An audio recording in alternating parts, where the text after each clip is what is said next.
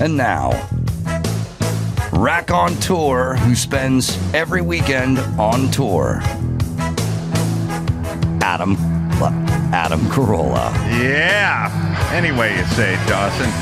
Scott Thompson in studio. Carrot Top. You think you lost people right away? Then they said today's guest, Carrot Top, and they went, "Fuck," and they just already moved. He's going to be celebrating 20 years at the Luxor. Yeah. Starting this November, 20 years or 40 years in comedy. They're nuts. Yeah. Yeah. Well, you're how long have you been doing? I've been getting paid for that's the because along sure. Go back to Mrs. Parker's sixth grade class, but I wasn't getting paid. I was getting yelled at. But I got probably 31 years of actually getting paid to do comedy, and another 10 years sort of training into that. Right. But I have an observation about you, Carrot Top. Yes. No, it's an intro, but you tell me what you feel this. I'm an attractive man, aren't I? Yeah. Here's what I'm saying. There's a thing that we do as a society. Yeah. I was just watching the Beach Boys documentary, right? Yeah. And the Beach Boys got out of the gate, tons of hits, California sound. Everyone loved them. That's the early 60s. Then they get to the later 60s, and it's Woodstock and Jimi Hendrix and Janis Joplin and Crosby, Stills, and Nash. Sure. And it goes from, in a 4-year period, they go from the coolest, most popular band in the world to, come on, man. Right. That's my grandpa's music. Screw you. We're listening to Neil Young, and whatever. And then at some point in 1974, literally 6 years after they're super famous, everyone hates them and looks at them as grandpa's band. Then 6 years after that, 1974, they re-release the whole Endless Summer thing, and they're selling out stadiums and back again. And I've seen it with Carrot Top. Carrot Top was like, he's the butt of a joke. You're gonna end up doing hackney junk like Carrot Top. And now I hear people talking about you, comedians on podcasts. Great reference. Great reference. It's weird, right? Have you experienced that? Absolutely. I don't know where it came from. I've always just done what I've done from day one, and people would come and go. You always want to, of course, attract your peers. People would say, I just talked about this the other night backstage. They would say, hey, if a band sells out, let's say, the Stones sold out, and they did they have their song in a Pepsi commercial or something. Mm-hmm. Isn't that the purpose of doing this? Isn't that the purpose? So, I got lucky, and I got, on some TV stuff, and I would do, some arenas, or not arena, well, some arena, but not necessarily a full packed arena. And people were just, up in arms, like, what the, how? But I was never the guy in a comedy club that was working the comics in the back of the room. Right. I loved that. If I could get the comics to go in the back, that was a huge payoff. But to get the audience was what I was working on. I wanted the crowd to be happy. I could care less about what the comics thought about me. Into that, to a certain degree. Because you wanted them to like you. There was something on it blew my mind. It was Kill Tony was on a what's his name? The David Spade and David Spade. Yeah. Okay. Yeah. Fly on the Wall. I think and they did a lovely thing about me. I mean, they were like, he's just the funniest guy, and then he's living on his boat making millions of dollars. But all of a sudden, they were like, I'm great. All of a sudden, Dana Carvey's like, I'm great, and everyone sent it to me like, did he ever? I don't know if Dana Carvey ever thought it was funny, but it's a nice gesture. Well, I don't see, some of it is compensation for unfairly piling on early. Sure. Well, there's no reason why people had to be douchey early on. Right. And then, you know what you'll find it? It should be called the Ringo syndrome. Yeah. Because Ringo, they made fun of Ringo Starr, like he's the guy with no talent in the Beatles, got all this genius around him, and it's like, and they'd say, like, you're the Ringo of our friend group. We don't even need you here. You know what I mean? Like, literally, talking about a worthless person in a group, or there's the Ringo of The Office or whatever. And then like 8 years ago, you talk to people and go, he's a really good drummer. Like Ringo's like a top 5 all the time. It's like, wait a minute, you talk shit about him for 40 years. Now he's a great drummer. The worst thing in the Beatles ever could write. Right. Yeah, I don't know. I think it's it is true about early piling on. Also, maybe just longevity, because people will say to me, he's been in the business 40 years, so now like I'm invited to the picnic. It's like, how do you not bring him now? He's done. Yeah, Andrew Dice Clay got a little of that, got, really hot, then kind of thrown out, and then brought back in, Sure. I think it's part of the human existence. We like the process of like piling on somebody and then building that person up and then piling on again. But I was just on the plane coming here now from Vegas. I still had people like, you still working?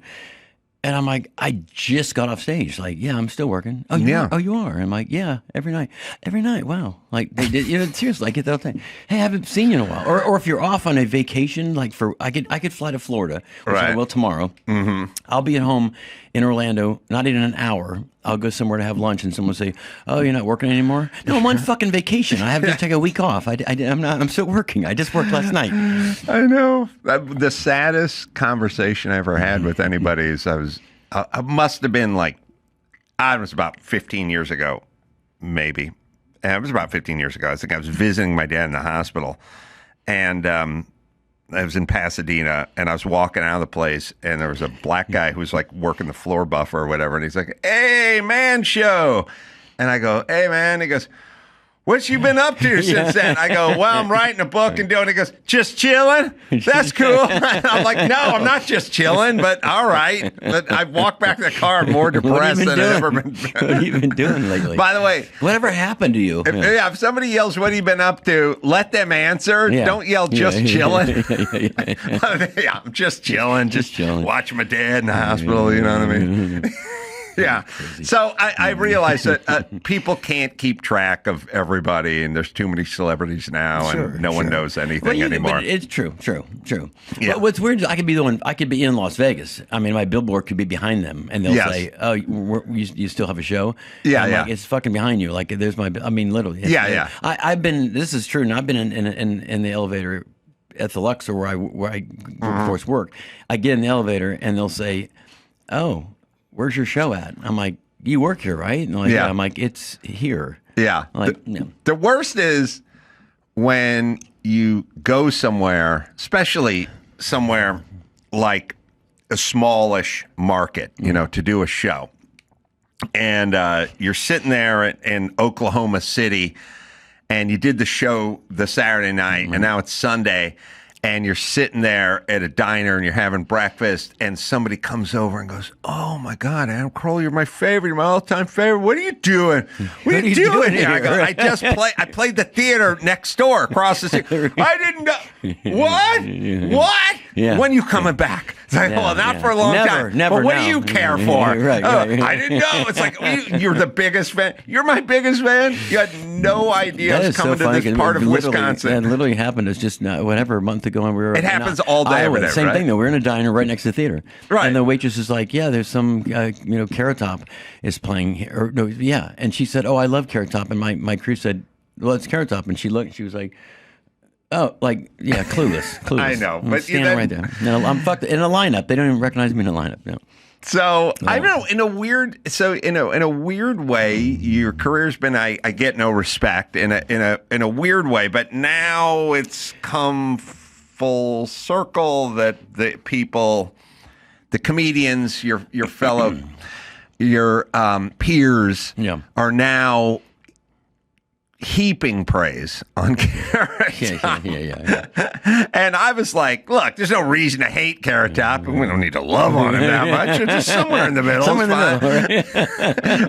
I swear to God, I think they feel guilty. Yeah. I never dumped like that. on. We should like him, but not. Let's just go over it. Crazy with it. I mean, okay, you're all right. Yeah. Then somebody here brought up this clip of Norm MacDonald. Oh, yes. For chairman of the board. And it's like he had to have seen that, but of course that's what it used to be. But Norm and I were friends. I would say good friends, but we're friends. Well, I don't think anyone is good friends was right. I was friends with Norm MacDonald, Right, but sure. I was not. He didn't. I don't know if he had Right, no. good friends. Right. Yes. And the funny thing about that clip, because people they lose their mind. They say, "Have you seen this?" And I said, "Not only have I seen it, but on the set of the movie, that was already our joke. So to us, Right. it was kind of like we called it Chairman of the Board on set." Right. Like that was our joke, Chairman of the Board. Right. It was a pretty given, easy joke. And Right. when he did it, it was like, Conan. And I said, okay, and it's fun. But I felt really worse for the poor girl that was in the Courtney Thorne Smith. I mean, she was defending me to the nth. I mean, just no, he's really nice and he's funny. And they're like, Norm's like, no, what are you? Why would you leave? Why are you doing a movie with characters? She's like, it's great. It was a good movie. I watched that and seen it a long time. But her body language reminded me on a lot of dates I've been on. Like she was literally. There's one thing when you're confined to a chair. Oh, you have the clip. Yeah, you Jesus. can't get up and leave. You just want to be as far away as humanly possible from that person without ever getting out of your chair. She's 45 degrees. Yeah. She's not sitting up. Yes. All right, we'll play I'll play the young clip, yeah. Conan clip just for fun. You are making a movie with Carrot Top, right? I made a movie with Carrot Top. Okay. Oh, Jesus. You've made a movie with Carrot Top. It's not out yet. No, it's Can you not put out the yet. picture up of Carrot Top again, just so we can all see him? Oh, there it is again. Yeah. All right. Nothing wrong with that. Okay. Good looking. She left Melrose Place to do a movie with Carrot Top? No, she still was in That's though. where I'm going, my friend. This begs the question now. Why a movie with Carrot Top? Why a movie with Carrot Top? I mean, no, I don't know much about Carrot Top, I don't know much about him. I'm a little jealous because he's a red-haired comedian, and I felt like maybe you'd do a movie with me first, then move on to Carrot Top, then to Ralph Mal from Happy Days. Johnny Most. It's sort of the three. There's an order in which you do movies with the redheads. What's he like, first of all? He's extraordinarily sweet. Nice guy. He really is. And he worked very hard, and he was adorable. And he works with a lot of props and stuff, too, right? Not in the movie. Oh, See? in the movie they took his props away? They took his props away. That's a bad time to suddenly take away everything you know about comedy. You've been using props now all your life for See, comedy. that's how talented I am, Conan. I didn't even use props. Now we're going to take him away when True. you make your first movie. Was he okay, though, with it? He was cool? He was great. He did a wonderful job. Do you have a scene where you and him embrace? did. Yeah, lots of making out. Oh, for God's sake. We did. Nothing but making out. We were naked It's the like first 9.5 weeks, but Carrot Top. That's funny. We were naked from first day. Never met her. Wow. Check out that movie. Is it called 9.5 Seconds? Norm. Like he's premature ejaculator. We got it. You know what happened? This is what happened. You know what happened? He said 9.5 seconds, and I'm looking at him because I know there's more. And I wait and wait, and I see the glimmer in the eye, and then bang! I thought you were going to, but no. But what's the movie going to be called? Really? I know what it's going to be called. Yeah, what's that? If it's got Carrot Top in it, you know what a good name for it would be? What's that, Norm? Box Office Poison. Well, he's dead. He's in it. No, What about my career? Courtney Thorne Smith, the girl sitting to your left, is in the movie. I'm going to go see it for Courtney. After you scare everybody else away? No, I love this girl. I would see any movie with this girl in it. She's a beautiful lady and a talented, nice talk show guest. As evidenced by her appearance on our rival show. All right, well, there's this 2-hour season finale of Melrose Place. There's this movie coming out. Yes. Title undetermined at this point. Chairman of the board. Oh, all right. Do something with that, you freak. I bet the board is spelled B-O-R-E-D.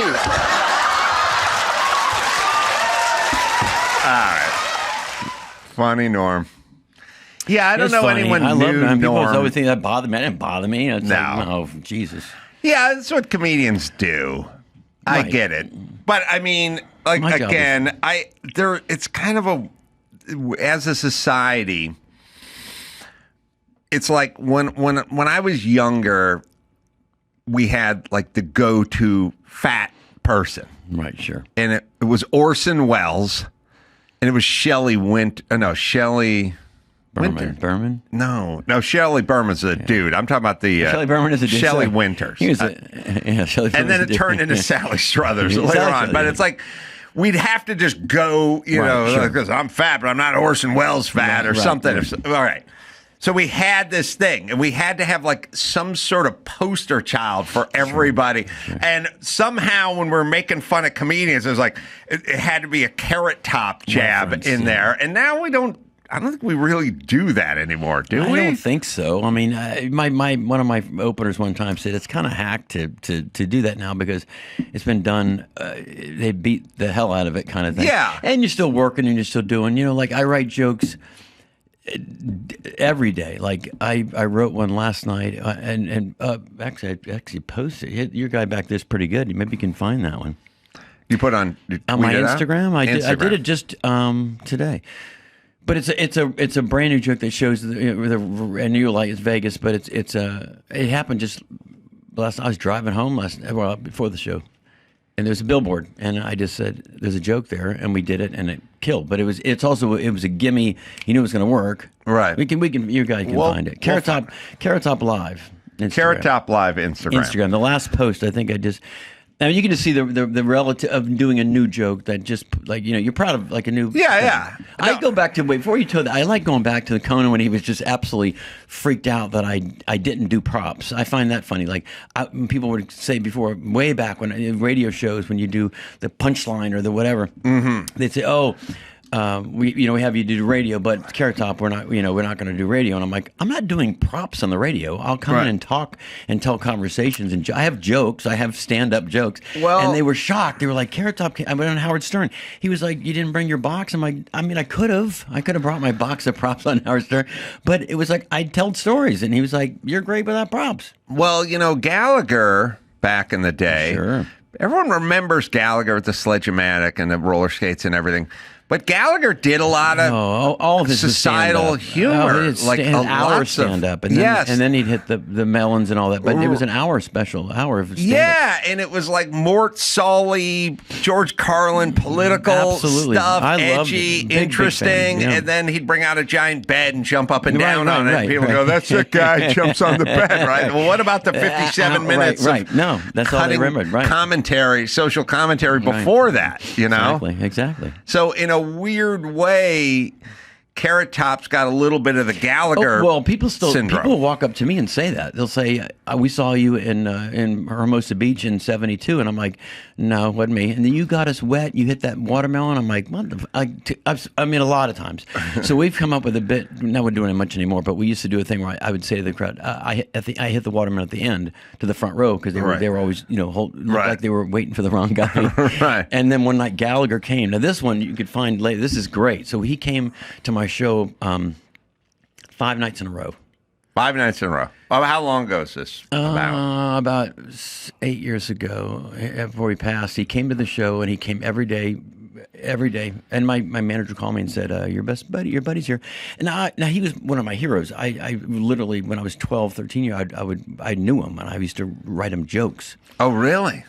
Well, I would try to, and he would say, "Where'd you get that?" And I'd say, "Well, I wrote it, So he would do it on stage, and he'd say, Scott, this guy." I wasn't Carrot Top then. I just, so he came to my show 5 times in a row, and he sat there on the side and just frowned, just watching, no, nothing. Mm-hmm. And it was a great show. I got done, and I just thought I just did the best show I could possibly do in front of Gallagher, and I walked off stage, and he said, he said, "All right, I have a whole bunch of stuff to change." Mm-hmm. So I said, "Okay, what?" And he said, "Everything." I mean, everything from the beginning you step on stage to the end, it's all wrong. You got to move your trunks this way. You got to do this. You don't do this. Don't show a video. Don't do. Why are you doing? And I was like, 5 nights in a row, and they were great shows. And he's like, "Take my advice or not?" And then I said, "Can I?"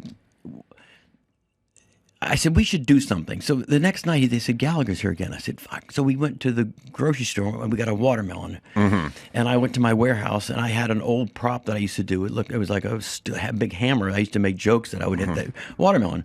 So he's there, and I said, you want to do something fun? And he said, no. I said, at the end, I'm going to build this thing up that at the end I hit the watermelon. And then when I go off for my encore, you're going to come out.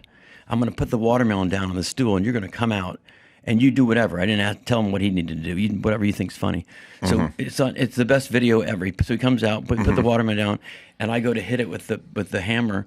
And he comes running out, grabs the watermelon, and shoves me so hard that I fall to the ground. Like he was so mad. The crowd was like in horror, but they went nuts because it was Gallagher, literally. You know, Crosby, Stills, and Nash, white hair. I mean, it wasn't. You know, and then afterwards he was all mad. And he's like, "What are you gonna do with that?" I said, "Nothing. We're just for our for us." He's like, "You know, post it on Twitter." No, we don't have to. But I think the crowd would like it. It's an honor. It's homage to you. He went kind of nuts. At some point in his life, and then his brother took his act, and then he sued his brother. If I only had a brother to do me, Carrot Top 2, could you imagine the comedy world would go crazy? It's all so weird, and it's sad, it's weird. and it's. I know them both really well. Both the Gallaghers, yeah. Well, what was the story? Because I was doing comedy clubs, and he wanted to put another guy in there he wanted to always have another Gallagher. It was kind of like having another Blue Man Group. I mean, he thought he's a brand. He was a brand, Gallagher, and he thought, hey, let's have another Gallagher out on the road, like Blue Man Group in a sense. So, oh my God, Gallagher's everywhere. So Gallagher was the biggest comedian in the world for a period of time. Absolutely. Right. Sure. And so he thought of it like franchising. Like, hey, why do we have one In-N-Out burger? Right, we have two. We have two. I mean, and he was an absolute twin of him. Oh, he was a twin. Twin. They would do, years ago, he'd come out first, and everyone's like, oh, Gallagher, like a magician where they, they make you look over here. Right. And the real Gallagher would come out and spray everybody and hit him with, water guns. And they're like, oh my God, there's two. And it was amazing, right? So what happened with his brother then? Well, you want to know the story? Yeah, I do. This is a great interested story. in it. Breeze. All right, let's talk about drinking without the next day regret. Yeah, you want a breeze, not a hangover. Meet Breeze, spelled B-R-E-Z, pronounced breeze. This isn't your average seltzer. We're talking hemp-derived, THC, CBD, functional mushrooms, nootropics, adaptogens, all in one can. You'll feel it in about 10 minutes. Yeah, I had one of these the other day. Very relaxing. Very relaxing. Lasts about an hour and a half, like a cocktail, but you keep your dignity. Yeah, very smooth, tastes good, just mellow, have it at night, just kind of chillax. Sparkling, lightly sweetened with agave, all organic, vegan, non-GMO. No weird stuff, no hangovers, no regrets. Just brighter colors, louder laughs, tastier snacks. It's Breeze, right, Dawson? Ready to experience the future of drinking? Head to try.drinkbreeze.com/Carolla and use code Carolla for a $5 credit and free shipping on your first order. Breeze. Drinking has evolved. Consult with a physician before you use if you are pregnant, nursing, or have any known or suspected allergies or medical conditions or are taking any medication. FDA has not evaluated these products for safety or efficacy. Products are intended for 21 and older.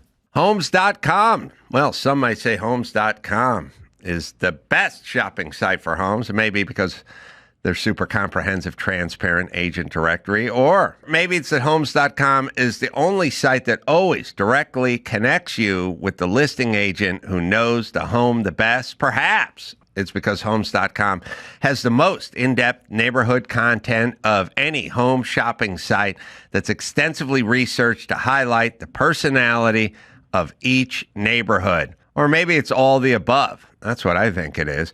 Homes.com goes above and beyond to bring home shoppers the in-depth info they need to find the right home.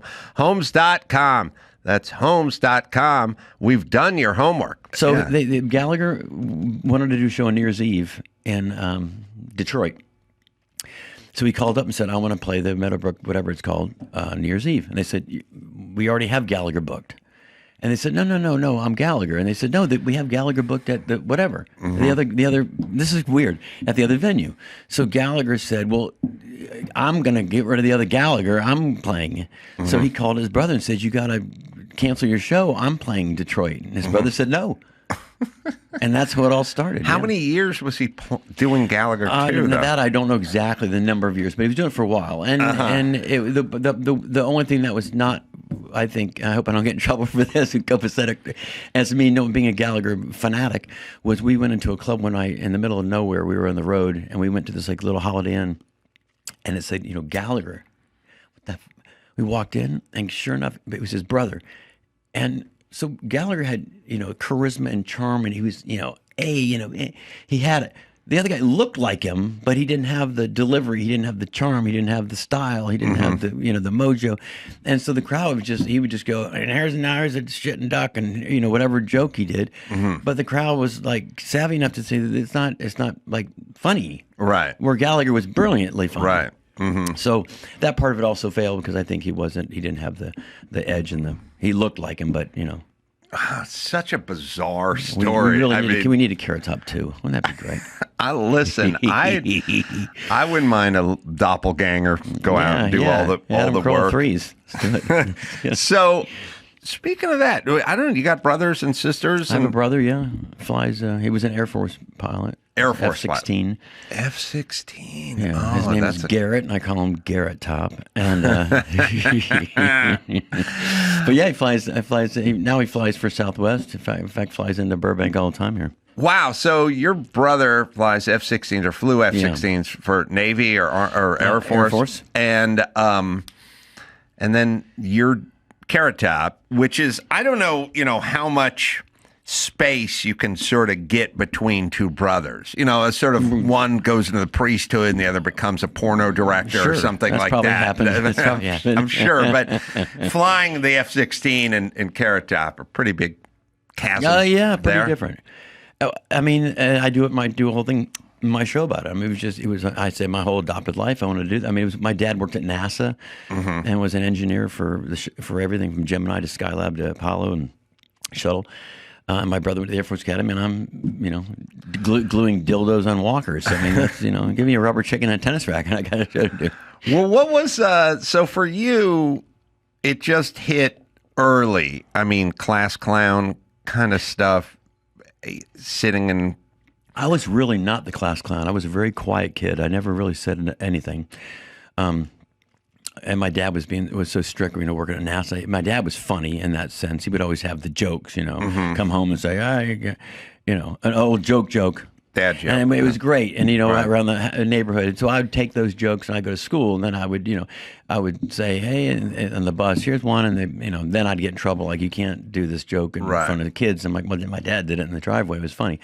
But, I was really quiet. And then all of a sudden I was like 16 or something. And I started writing like things down in my head, things that would just be observationally funny. Like there was a crime. It was my first. There's a Crime Watch sign, and I took it. And someone said, I said, how good is their Crime Watch if they're not watching their signs? I mean, so when it came, it was kind of like, oh, it's clever. It's kind of it's a visual, it's a prop, but it had a cleverness to it. Yeah. And that's when I started writing those kind of things. And, there'd be a sign, slow children at play, and they'd have no feet. And I said, well, no wonder they're slow. They don't need feet. Right. And so that became my first routine on stage with Did people recognize, like your dad or your brother or your mom or a teacher? Was there any... Yeah, I know. No, I told my dad I was doing comedy. He said, you're not funny. Swear to God. And I said, no, but but you got to come check it out. So my dad came down and saw me, and he was like, where did you come from? I just was so quiet and sheltered. I never was an spoken guy. So when he came to the show, he was like, wow, what a different, I'm on stage jumping around like crazy. And he was. How early on is this? Probably when I first, late 20s in college. That's when I started doing.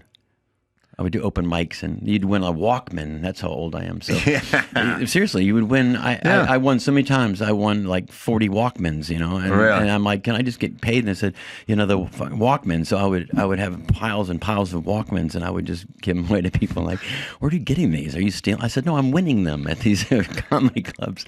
And they would. I'm glad they gave something away. Then I'd say, can you run with a Walkman? See, I'd come up with some kind of bit with it. Yeah. Yeah.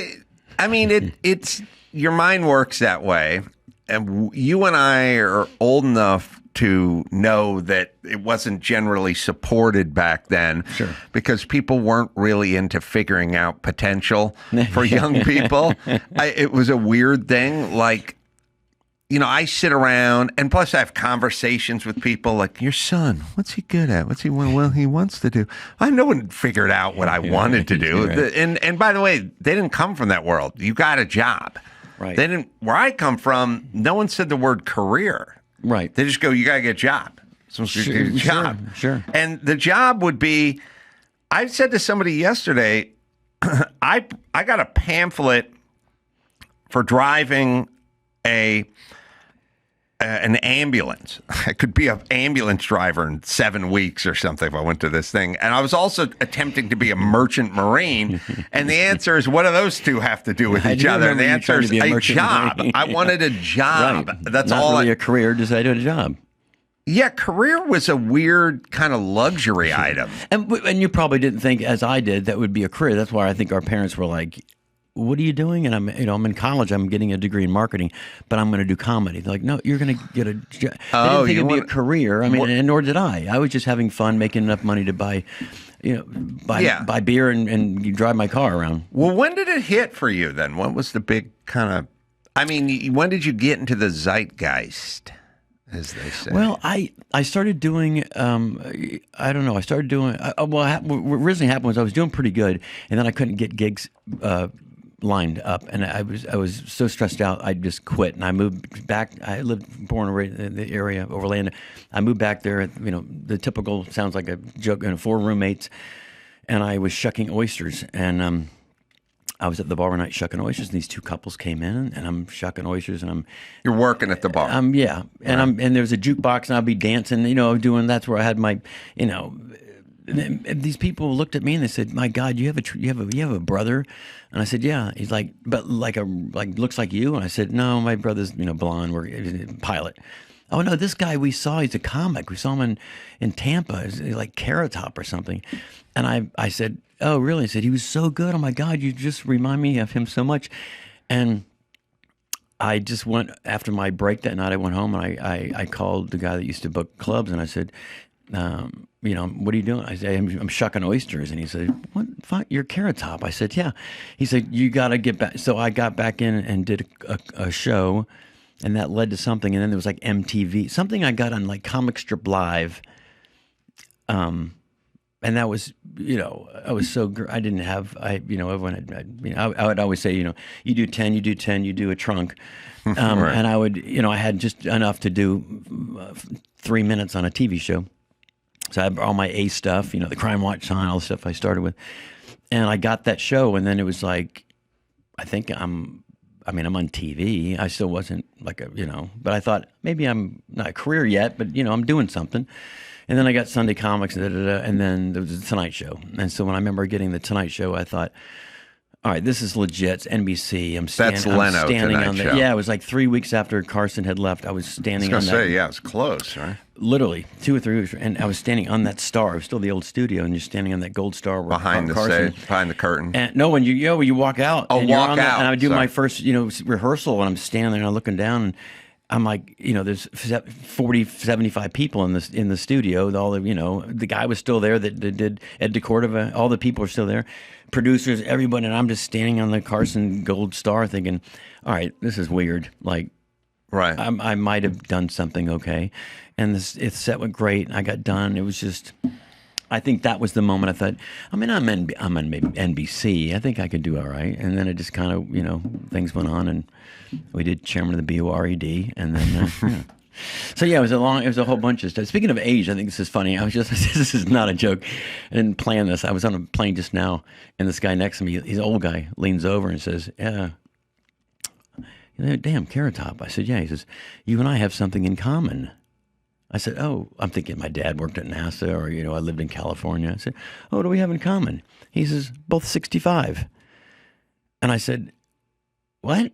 He goes, 65, you and I. I said, "I'm not 65. He goes, "Oh, I thought you were born in 65. I said, "Born in is different than being 60. Jesus. Yeah. Both 65. No, I'm born in 65. That's a little different. People have a weird relationship, I realize, with just reality in general. I've just kind of realized that they're sort of walk through life in some sort of half-cocked haze or something. And I'm funny, Norm MacDonald. So the two guys, I used to get Gilbert Gottfried and Norm MacDonald, and Gilbert died and Norm died. And a year later, I was crossing PCH, and a guy stopped at the thing. And he was in his car, and he's like, "Hey, Norm!" And I was like, "He's dead. He's dead. Like, when is this ever going to end? Like, what do you got to do to not?" And I realized everyone's just sort of walking around in some sort of weird malaise of information that they're sort of half, like there's like half Christian, half into Santeria or something like weird. Like, I don't even know what they're thinking, but you know what always amazes me is how functional they are. Right. Yeah. Like, you talk to them, they don't know anything, they can't figure out. I'm in front of my house, and I got a pressure washer out, and I'm pressure washing. And by the way, the pressure washer, it's addicting. It's really, you get, once you get into it. You want to start doing your neighbor's driveway. Yeah, like this it's not only that. It's like, I swear to God, you'll be in the house and be like, "Oh, somebody spilled a Coke and that's in the ashtray. I'll get the pressure washer." It's like, well, just put it in the sink. Oh, no. Here's how you know you're out of control with the pressure washer. With the shit you're pressure washing is being blown down the street. Like, I tried to pressure wash a small trash can. It would just roll. I'm chasing it with the pressure washer because it doesn't need. But I'm out front. And a woman must have been 55, 60. She comes by and she goes, "Where did you get your water feature?" And I said, you were talking about the pressure washer? She goes, "Yeah, I live in Arizona, and I don't have a hose long enough to get to the end of the driveway." I go, "You want a bigger hose? What is that?" I was like, "Oh, for God's sake." It's a pressure washer. I live in Arizona, and it's like, wait a minute, what's going on? So you're calling it a water feature? It's what's in front of the Bellagio. It's a fucking fountain. It's a pressure washer. Have you not seen people on sidewalks, in the wee hours? Like, beautiful. And she was like, "I need one for my driveway." And I'm like, have you not? Are we talking about a hose? And then, by the way, how are you navigating life? Right. How'd you get this far? Yeah. How'd when you go to a Chipotle, how do you order? Then you get in your car, and then you start your car, and then you know where you live. Like, how does all this work? No. You can't figure. No, you see old people, and you're like, God, man, they've done something good. I mean, to get that far. Because you see people just dumb as bricks. That's how we survive. That's how we survive, right? The stupidity in this world is why we have jobs. Mesmerized by a water. Okay, we have the clip, by the way. The Instagram. The Instagram. Now it good. We didn't set it up that good. It's not that good. It was just someone saying, "Do you write new jokes?" And I would say, "No, I'm still doing Nixon jokes. Come to the show." No, it's one of those. I thought of it and we put it in the same night, so it was kind of fun. All right, let's see if it's good. Vegas can also fuck with you, right? I love this billboard for the Sahara. "Hey, meet me at the pool." Yeah. Then you get there and like, "Yeah, that's she's not." It's all sausage fest. It's all thing. But I mean, the reality that though is true. They have these ads, the same with the buffet. You get there and there's no goddamn buffet. Yeah. But that's a great big billboard. "Meet me at the pool," and this hot girl, and then you get there and it's like 75 gay guys. Yeah, it's every single. I mean, I think it kind of starts with prostitution. Like, there's female prostitutes who are with males, and then there's male prostitutes who are with males. Right. And then there's, swingers, whatever. Yeah, sure. Like it's always an issue. There's not enough hot chicks to go around. But why should they be in such abundance? You know what I mean? They know they're in demand. I mean, and being a beautiful woman is kind of ultimate celebrity stuff. Yeah. If you think about it. Sure. So you come from a traditional family. Yes, I would say. I think very traditional. Yeah, I would say very, considering your brother and your dad and your mom. She was a stripper in Vegas, but the rest of them pretty straightforward. So, and you don't have children, no. Right? And have you never been married? No. Why do you think that? not to quote Bill Maher, but whenever someone talks with Bill Maher about that, they well, you're at your age, you haven't been married, never had children. What's wrong with you? And he always says, "What's wrong with me? Nothing's wrong with me. What's wrong with you? I've just been that way. I've always been my parents got divorced when I was young. Not that really was the deciding factor, but everyone in my neighborhood that I grew up with my entire life ended up divorced. Yeah, and I just observed from a distance, and I was like, and also being on the road as a comic, I was just always working. There was no time for girlfriends. There's no time for relationships. And if there was, right before you go on stage, she'd call, "Where are you?" "I'm fucking getting ready to go on stage." Like, what do you mean, where am I? I hate, that's my biggest pet peeve of being in a relationship, is they call you and you know what you're doing. Like, I'm at work. Yeah. Why are you not home now? Well, I'm at my meet and greet. Like, you know where I'm at. Yeah, I totally agree. I feel the same way with women. Imagine being like the president, though. Imagine that, where he's just every second of the day he's got to be something, and the wife would go, I'm in a staff meeting. I'm on the Air Force One. I'm going to.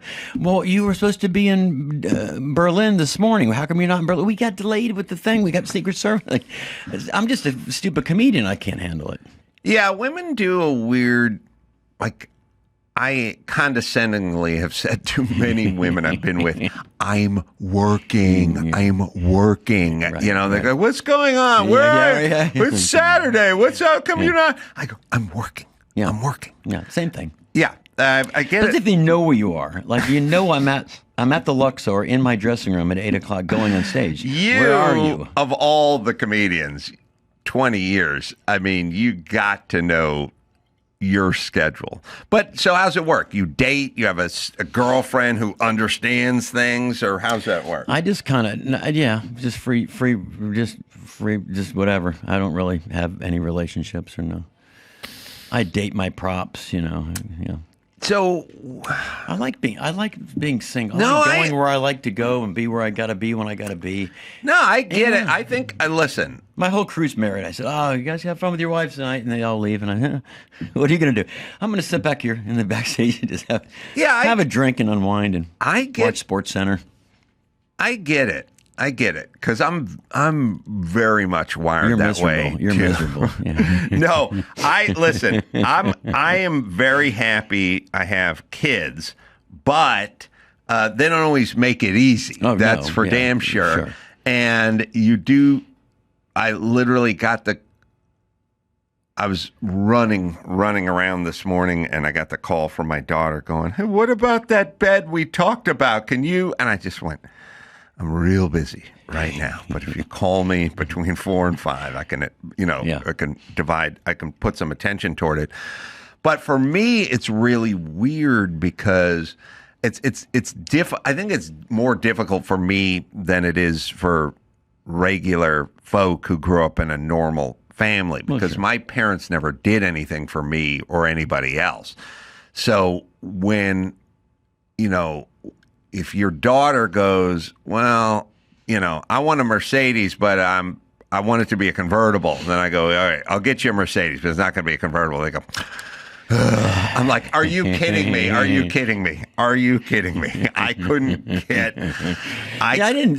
We grew up the same. I didn't get anything like that ever. Well, people didn't. But we didn't have money. We weren't broke. We lived in a very modest neighborhood, but getting new shoes. I got my brother's old shoes. People didn't feel compelled.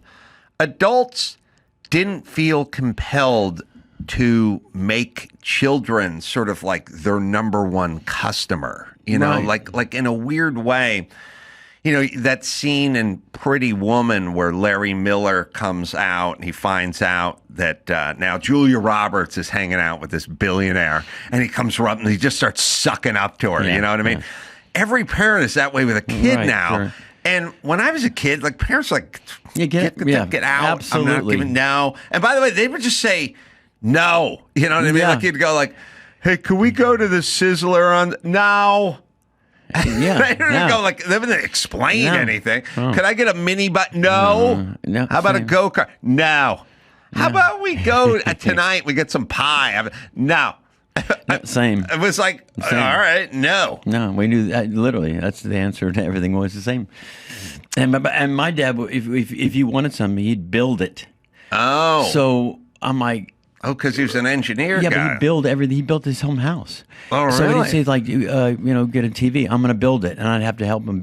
I helped him build the house. I built him. I mean, I watch these things on sports and all with these guys, and they show that, and people are like, oh, that's bull. I said, no, that's not bullshit. That was me too. I was that kid. My dad made me work in the yard every morning. Every day, I'd have to do something. Would he wash the car, do the thing? So if you said your dad, I want to build a go-kart, he'd say, no, my dad made it. Yeah, that's what I'm saying. He'd make the go-kart. But it wasn't just like, okay. He was like, all right, well, I'm gonna see if I can make it. And he'd spent a long time making it, and it wasn't as good as if you went and just bought one. Right. But it was cool. My dad, made me one.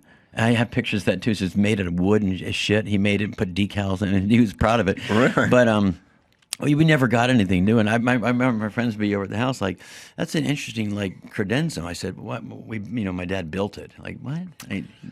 Everything we had to build. So your dad was like a fabricator. Yeah, he really was. And that's kind of interesting. And he had a garage full of tools. Oh, every tool, and it circled around with numbers on it, literally. So if you had a screwdriver, it would be outlined where it went if it was gone. Seriously. Yeah. And you get your ass whooped if it was gone. That was my very first prop. It's so dumb, but it was the very first prop that I made. My dad, we lived in this the Orange Grove at the time, and there was a lot of, they were building homes, and we'd take all the lumber, and I built a fort, but I mean like a 2-story fort. I kind of got that from my dad. I was kind of crafty. So my dad, my dad came home one day and he said, "Where's my hammer?"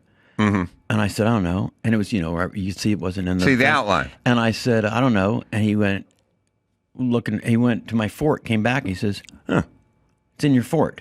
I said, "Oh." And he goes, "Now I'm like 9." He says, "How did it get in there?" I said, "I don't know." He said, "It just walked in there by itself." So he went to work that day, or that next day, and I went and I found a doll, and I screwed arms and legs on the hammer, and he came home from work, and I said, it did walk in there. But now I'm 8 or 9, so that's the first thing that I actually made, and my dad looked at me like, "What the fuck is it?" I said, "It did walk in there." And my dad just looked at me like, "Where did you get?" I said, "I made it." Like, he was just dumbfounded that I made this hammer with legs and arms on it. But that's where it all, that's what the started the process of building stupid shit. Yeah, it's interesting. And now, 40 years later, hey, we're still building it. Yeah. Yeah. Well, I mean, for you, I made one for Cialis and Viagra that day. This commercial says, "Get your Cialis and Viagra from Friday Plans. They deliver it to your house on unmarked white envelopes." And I said, every time I watch this commercial, I want just the opposite. I want my neighbors to know that I've got Viagra. I want the FedEx box coming and sirens and whistles. So I built this FedEx box that's got sirens and wee. And I walk out, "Bob, my deck, I got my Viagra." And it gets such a laugh because it's a silliness, but people see the commercial and then they see the prop. And then you end by saying, "This wasn't easy to make. The kids in the sweatshop make it. I just build it." How much of your stuff do you make? Almost all of it, unless my dad would make a couple. Your dad would when make he was alive, props. Yeah. Well, because I would call him, and if it was something that needed engineering to it, and it was like speaking of NASCAR. I know you, but I'm a big, huge race fan. I saw your cars in here. I'm a big fan of NASCAR. I don't know why. The race was in Vegas or something. And I said, I need a NASCAR joke. So I had this Tony Stewart helmet, and I got these little NASCARs, and I had it in my head what I wanted, but I couldn't make it. So I called my dad, and I said, "Dad, I need you to, can you make this?" And I'm trying to explain it. So I faxed, a picture of what I'm talking to him. He got it and goes, "All right." So he went and got a motor and built it in the car, and you hit a button and the cars would go around like this. So I said, "This is what you wear if you can't go to the race, but you feel like you're actually there." Right. And it's like, and the sound effect guy would hit the Right. And it's still, I haven't done it in the show in a while, but it's a classic. But, my dad made it. And I was like, "How did you make it?" I said, "My dad made it." He said, I can make this. That's sweet. And I mean it. And, I didn't pay him anything. I built my kids lots of stuff because I was a builder, and I liked it. I liked the process. I liked what it was. You know what I mean? Sure. I think it was sort of like the mom making you your favorite meal, and taking all day to do it kind of thing. I thought that was cool. I've always done that. I built my daughter, she wanted the raised bed with the drawers under it and all that kind of stuff, and I built her that. And then son, I built a loft bed and stuff. And I always thought that was cool. Yeah, it's kind of an interesting thing in that, and I don't want to sound corny, but it's kind of love language, which is I like doing stuff for people, like tangible stuff. The guys that just do all the wordsmithing, it's great, but I like the physical, like fixing stuff, like doing stuff like that to me, and I like the roles. I like the mom making the favorite cake for their birthday, and the dad in the garage making the gift. Yeah. Like I'm fine with that, and I like it, and I think there should be more of it, and I do think there's a sanity in it. Like when you're in your workshop and you're trying to put something together, and there's some like trial and error, and you're trying to figure it out and trying to kind of wrap your mind around it and design it. Like there's a real sanity in that. Like you're not out of this. You're not worried about what Hamas is up to. Or what Sydney Sweeney's doing. It's just here, workshop, tools, project, tangible. Yeah, and my dad enjoyed that. He would love if I had something I could give him to fix. And if it was a coaster, I would give it. And my impression of my dad would be the same. I'd say, there's something wrong with this thing. And he would have a cigarette and he'd go, and the smoke's going in his eyes, and he'd go, all right, and he'd fix it. He'd come back 10 minutes later and go, there. Like, how did you do that? He's like, yeah, I got it. This summer, Pluto TV is exploding with thousands of free movies. Summer of Cinema is here. Feel the explosive action all summer long with movies like Gladiator, Mission Impossible, Beverly Hills Cop, Good Burger, and Transformers: Dark of the Moon. Bring the action with you and stream for free from all your favorite devices. Pluto TV. Stream now. Pay never. O'Reilly Auto Parts. Yeah. Want to keep your car on the road? Well, that's their business. O'Reilly Auto Parts. O'Reilly Auto Parts offers friendly, helpful service, parts, and the knowledge you need to maintain and do repairs. And the last 2 weeks, I got a battery jumper box from O'Reilly. I got the sawdust you throw down to sop up all the hydraulic fluid. Had a hose bust on a hoist. Now I got the water wetter. Getting ready for the race car. Got to put it in the radiator. So whether you're a car aficionado or an auto novice, you'll find the employees at O'Reilly Auto Parts are knowledgeable, helpful, and best of all, they are friendly. So stop by O'Reilly Auto Parts. Do it today, or you can visit us online at O'ReillyAuto.com/Adam. That's O'ReillyAuto.com/Adam. Well, once you get good... This is broken, by the way. My coaster. Once you get good at solving problems, it becomes kind of universal, sort of mechanically, I've realized. Like, when you're just good... It's sort of sussing out problems and fixing problems and whatever that is. And they all contribute. All the different projects of life sort of contribute. Then you kind of become an expert at almost everything. Like your dad wasn't kind of an expert at everything because he'd done such a variety of things, right? So he built the house you guys grew up in. Yeah, and I did. We put on every damn tile, everything. One thing my dad was, I thought was kind of cool because my dad. I was at the age where I thought, of course, the Space Center was pretty cool, but I was at the age that I didn't want to go to a launch. I didn't want to go. I wanted to watch TV. I wanted to play my friends on my bikes, and he's no, we're going to a launch. We're going to launch. And I don't know how old we had gone to the. I was probably 13, and I'm like just miserable. And we're going to watch the launch. And is that Cape Canaveral? Cape Canaveral. And my dad, of course, is with all the astronauts, and we're just sitting there, and he says, "All right, what do you want? Because there's like tents. They had a beer tent, and they had like a soda, popcorn, candy, hot dogs, Coke tent." I said, "I'll just take a hot dog and a Coke." And my dad looked at the line, at the beer line. There was two people in the beer line, and there was like 50 people waiting for the hot dog. Somebody says, "You're gonna have a beer."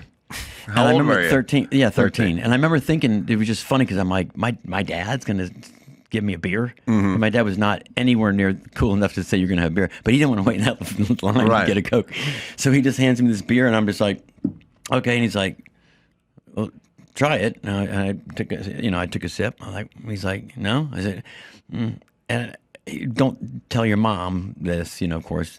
But I drank, I don't know how much of it. I drank enough where I think I saw 3 launches. But, first you come home, the first thing, your mom says, how was the launch? I said, I had a beer. Right, yeah. I just told you not to. Yeah.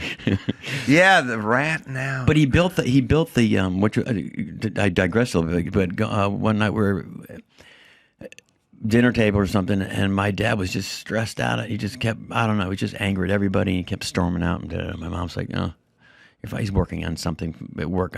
So I went out to where he's worked in his workshop. I said, what are you working on? And he just looked at me like, do you want to know? And I said, yeah. So he takes this, and this is crazy. He takes this little thing out, and he shows me the space shuttle and the 747. Uh-huh. And I said, okay, I've been watching that on TV. I saw him doing that. So he said, I have to invent, not just him, a whole bunch of engineers in his team have to invent a clamp to hold the the shuttle onto the 747. Yeah. Which they did out. It's miraculous. And then it has to release. They don't crash. It has to hold there's right. And I'm like, my dad's like, it's got to hold the strength of the heaviness of the shuttle, which is 1 billion pounds, on top of 747, which is X amount of pounds. So it's all numbers and graphs and charts and these numbers and he said now it's got to release and then go up, and this goes and the shuttle comes and then has to land. And I'm like, that's what you're stressed about? And he's like, yeah. I'm like, I don't think it's that hard, Dad. He's like, it's a little hard. But that's the kind of shit my dad was like working on. And they actually made that clamp and they landed out here at the California. Them all watching Edwards, yeah. And they're all watching. I remember my dad, like, he's at home and came home. He's like, he looked over me. He said, "It worked." And I said, "I remember you in the workshop with your ruler and your numbers and your calculator." And that's crazy. Yeah. First off, I just went and looked at the shuttle that was at the Intrepid Museum in New York recently. I brought my son, and I was like, it's incredible. Yeah. The space shuttle is insane because, A, it's big, and it's heavy, and it rides on top of a 747, which sounds insane. And it weighs so much. That's when you really realize what a 747 can do. But the wings on the space shuttle offer lift as well. So it's not just the 747 lifting the entire weight of the shuttle. The shuttle's lifting itself because of its wings. But the thing that's crazy about the shuttle is when it comes back into Earth's orbit, it'll be like over Spain or something.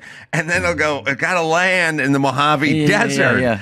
And it has no power. It just glides. Right. No, it just glides. So you better get your calculations right. Because you're over Ecuador or something, and you're going to land in the Mojave Desert, and you can't go around again. No. You don't have power. No, you get one shot. You get one land. Like landing on the moon. That the people, that was one shot at that. They got one shot.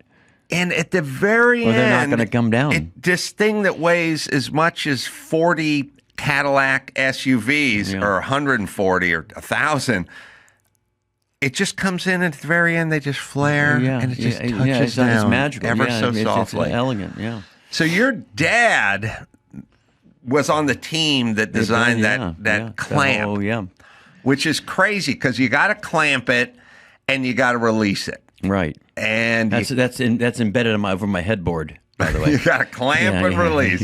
And you cannot damage the fuselage of... it's a delicate piece of... The whole thing is just unbelievable.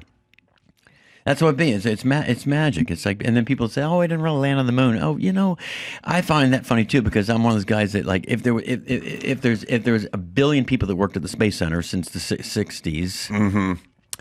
There hasn't been one person that actually worked there that came out like a whistleblower that said we didn't. I feel like someone would come forward. I think someone would have come forward, but I think we landed on them. I think, was it Buzz Aldrin? They just fucking clocked that guy when he came out of the hotel. Yeah, you really didn't land on the moon. You fucking panned this guy. Buzz is up. I think I did my first Toyota Long Beach Celebrity Grand Prix with Buzz Aldrin. Awesome. He was a feisty old dude. Like, he punched this guy right and then just knocked him right out. He was what I would call serious. Yeah. He was a serious guy. Back when men used to be serious, you know? Yeah, they actually had hair in the chest. I don't know. Now they're all just wearing Van slip-ons and have all the rope bracelets and shit, and they're drinking their energy drinks, and they're not serious anymore. But he comes from a place where he was serious. Yeah. And he was like, I remember once I saw him, and you'd see him, and then you'd see him again. I go, Buzz, where are you doing? I was at an F-80 convention. Best airplane ever made. Like, I was like, okay, all right, sorry. Like, you almost punched me. Can Buzz Aldrin still be alive? Well, I don't know. But the last time I saw him when he punched that guy out was not that long ago. He might still be alive. I think he's still alive. Yeah. He's falling under the heading of he's too old to still be alive, but on the other hand, if he was dead, we'd know. Yeah, that's one of those. But he could have died during COVID. And anyone who died during COVID, I have no He's still alive. He's still alive. Is he like 93 or something? He blew up like 3 Toyota engines, by the way. Yeah, he just 95 years young, still punching out. That's what we always think. We have that. We all do that backstage. But just someone the other day just died. I said, he's already dead. They said, no, he's not already dead. Yeah. I thought like Chuck Mangione was dead like 30 years ago. And they go, no. Lonnie Anderson was dead. Yeah. Yeah, it's we always do it. I'm like, oh, they're not?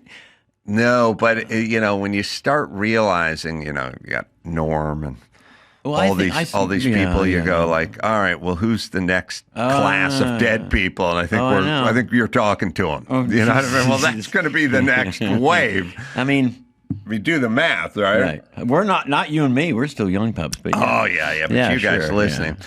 Buzz competed in 2003. Yeah, I think that was the first year I did it. I don't think he was that good, but he was very earnest. Yeah, I would think he would be. But your dad was a serious guy. Oh, yeah. But he made you props for your show. Well, once in a while, a few. Yeah. A few. I had to make one that was really intense. I don't know how he did this, but there's a briefcase. I had the joke in my head. So the senator that was at the airport that tapped his toe to get attention. In the bathroom stall. The bathroom stall. Which already is like, I didn't even understand that story. Like, what is going on? Who goes to an airport bathroom and has the code where you tap your toe and you get it? How long would and you why have are you a senator? And why is this happening? And how is this happening? How long would you have to sit on a toilet at a Minneapolis airport before a like-minded gay gent pulled up in the stall next to you? I don't know. So the joke was and I did it on the Tonight Show. It was great because they zoomed in. It was great. So I had it in my head. Oh, it's a briefcase, but I'm shooting way far. Like I'm not going to get this prop made, right? It would be amazing. So it's a briefcase for a senator. That's what I'm thinking. And this leg comes down, and a pant leg, a dress leg, and a dress shoe, and it taps, and it comes back up into the briefcase, right. That's a tall order. Right. And I call a couple prop builders, and they're like, what? And my dad says, what is it again? Same thing. I faxed a picture to him, drawing, and here's the arrow of it coming up, down. Here's you make a button that taps, and then the other button pulls it back up. Right. And he made it. And then I do it on the Tonight Show, and it's so topical because it just happened. So I said, Dad, there's a time limit on this thing. Like, I need it, like, in an hour, He said, you're already booked for the Tonight Show at this point? I was booked, and I knew. What year was this? Whatever year that was. Whatever the story was. Yeah. It was that week. And my dad, of course, is in Cape Canaveral. I said, I'll just make it, ship it to me, but I'm doing the Tonight Show on, Monday. And I just needed that because it was the current joke. Yeah. And it just showed up, and I did it, and it was the camera guy rehearsed it, and the guy it killed. And of course, the camera guy zoomed in, and you see him go boom, boom, boom, boom. And it was great. And then of course, how do you come out? How do you do this? How do they come out? I want to see it. Do they sell those? I'm like, no, they don't. Yeah. Well, Jay's a rancher. He should appreciate it. Oh no, he's a great friend of mine. Jay's been sweeter than any other. He always has been grateful to me, just gracious to me. Jay's great. Always, anytime I needed to do the show, I would do it. And he, then a couple times I'd be back after the show, and He says, yeah. I said, thanks for always, you give me, like, I was on like every 4 weeks or something. I would have a new set. And he goes, well, you always bring the good. And I said, he goes, how many times I get comedians, they come up to me in the airport, and I'm like, why do you have Carrot Top? I said, oh, I'm sorry. He goes, no, I tell him, what I tell him? I said, because he always brings the goods. He always writes the jokes. I call you, you show up, you do your thing. That's a horrible Jay Leno. That's right. But then he falls down. Jay. He falls off a mountain going to a Sizzler or something. Whatever the hell it was. He goes on stage with blood all over himself. He just goes on stage and he's like, well, the show must go on. Well, you go home and you go to the hospital. You take a day off. No, When he burned himself up, he didn't go. He went home. He went home. Yeah. I just saw him in Vegas a month ago, and I came back, and he still has a little bit of the scar from falling down. I said, by the way, how are you? He goes, oh, no. I said, no, with the when you fell. He goes, hi. I said, well, but I watched all the clips. I said, you had like this huge. He said, yeah. So, yeah. I said, but you went on stage. He goes, yeah. I said, why did you? Why I wouldn't go if I broke my finger. I told him I wouldn't go on stage. I said, I got to cancel. I got to fix my nail. He's like, no, you do it. I said, but you have blood on you. Did the crowd not like react? He goes, He just goes up there like, yeah, forget the blood. I just fell down a mountain. Yeah, he's very stoked. It's unbelievable. Yeah, it's unbelievable. He called me 2 weeks ago or something, and he just called like I think it was a Thursday or Friday. And he just goes, yeah, are you gonna be at the Pabst Theater in Milwaukee Sunday night? I go, yeah. He goes, I got some friends who they sold me a Dodge Dart. Anyway, here's the name. Make sure they're on there. I want to make sure they get there. Want to make sure they want to. They're big fans. They want to meet you backstage. They sold me a Dodge Dart. They got me a Dodge. They made a Dodge Dart. Yeah. And he made sure that these people got to go hang out. Oh, that's great. Backstage. That's just who he is. Great. That's great. Jay's just great. I agree. I get to fly in his jet back to. We did the show one night, and I made a joke. It was you did a show on the Tonight Show, and I was going back to Vegas that night to do a show. I'd come in, so I went back. The makeup room's right across from my thing. So everyone was leaving, and I said to the makeup lady, she goes, "You going back now?" And I said, "Yeah, I have a show tonight." And she goes, well, "I have a show tonight." And I said, "Where's your? You just did a show." He goes, "No, in Vegas." Is your show tonight in Vegas? And I said, "Yeah." He says, "You want to just go on the jet?" And I'm like, now, sure. And he's like, "We're going right now. We'll go with that." So I'm like, me and my sister, and I said, "Oh, all right." And I gave him like my drink ticket from Southwest. He said, "No." And $20 for the gas. He's like, "No." So we get on the jet, and we're just flying, and he's Jay. He's just his head is so goddamn big. It's great. It's just Jay Leno. He's just one of those people that I've known him for years. But I'm just looking at him, and he's sitting there, and it had my notebook. It said Carrot Top. Like I don't know what it just. So I just it's so surreal. There's Carrot Top, and there's Jay, and we hit the worst turbulence ever going into Vegas, and he's sleeping. And I'm like holding the thing, and we're just jumping back. And I look at my sister back, and I'm like, I'm dear God, this is, oh my God. And Jay just on the bounce, he goes, looks over, and I was making a joke. I was going to put it because he was sleeping. I was going to put a peanut like in his mouth. Take a picture of his peanut in his mouth. I wasn't really going to do it, but I was like, let's take a video of it. And he wakes up. He says, oh, it's bumpy. I said, yeah, it's a little bumpy. He's the all right? I said, no, I really am not. And he goes, well, it's probably an old line, but it worked on me. He goes, you know what would happen? He said, we'd crash. The newspaper's going to say Jay Leno dies with 2 unknowns. And I said, well, I said, I could have done Letterman. I would have been known. I did pick you over that. Kind of gives one of those. Jay never just gives you a laugh. He just kind of goes, yeah. Gives you kind of a knowledge of like, okay, good one. Yeah, he flew I said, me I back. was on your show. I'm known. I said, just think if I did Letterman, oh my God, I'd be household known. He just like, You ever do Letterman? Yeah. How many times did you do Letterman? I did I did a lot of skits with him. A lot of skits where we were like, it was great, and he always was nice to me. Always the same thing. He was strange right? Everyone knows David Letterman, but see, I got a lot. I learned a lot from Letterman in that you can kind of, I told everyone, you can kind of tell who Ellen was because her staff was scared, and so when people are scared who work for you, it says something about you. Sure. And I worked with a guy named Daniel who was worked on the Man Show, and he was kind of one of Letterman's favorite guys during that time, and he came up with all these funny ideas, and they like hung out, and then he always used to tell me, Letterman was a great guy, and I think he was in many respects, but at some point I ended up doing Letterman, and Daniel, who was working on the Man Show with me, came with me as a kind of a homecoming return to Letterman. So he'd been with Letterman for 10 years, and then he left, and he did Rosie O'Donnell's show, she said she's the worst. Maybe Ellen could give her a run, but anyway. That was a cutie patootie Chub Club era. That's when people thought Rosie was nice because she was overcompensating. But anyway, then he went to he did Vibe, and then he did the Man Show, and so we came back, and I went out. I was doing panel, but I crushed it. I put together a whole thing, and Dave loved it, and it was a whole. I was doing stand up, but sitting down, but I worked out a whole bit. And the audience loved it, and everything was great. And we got back to my dressing room, and everyone was like, "Oh, great set! It's great, it's great."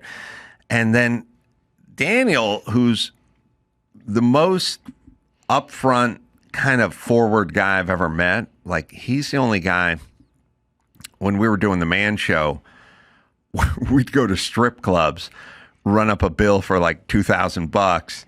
Just drinking and hanging out, and then we'd give the bill to the producers. Nice. And go, we were doing a recon for Juggies.